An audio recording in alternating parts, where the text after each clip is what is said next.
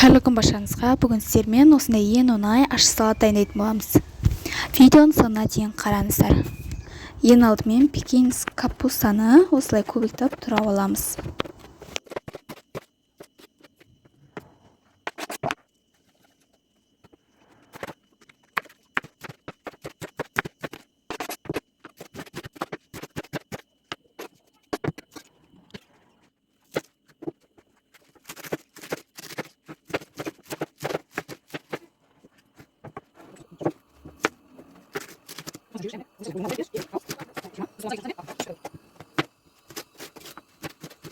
Қызанақты да осындай видеодағыдай турап саламыз.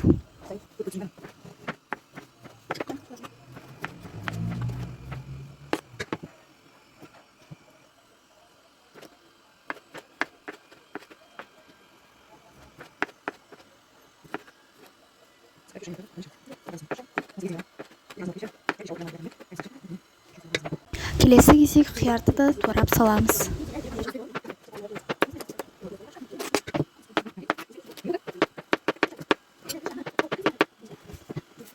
Сәбізді үкіштің көмегімен өткізіп аламыз.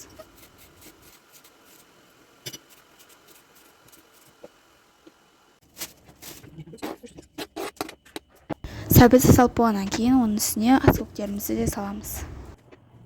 Оның үстіне тұз, бұрыш, горошек саламыз.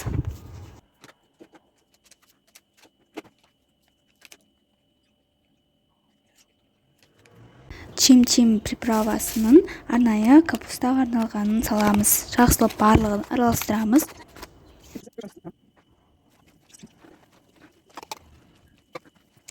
Мінекей салатымыз дайын. Егер де видео ұнаса, арнама тіркеліп, видео лайк басып, комментарий қалдыруды ұмытпаңыз. Келесі кездескенше аман сау болыңыздар.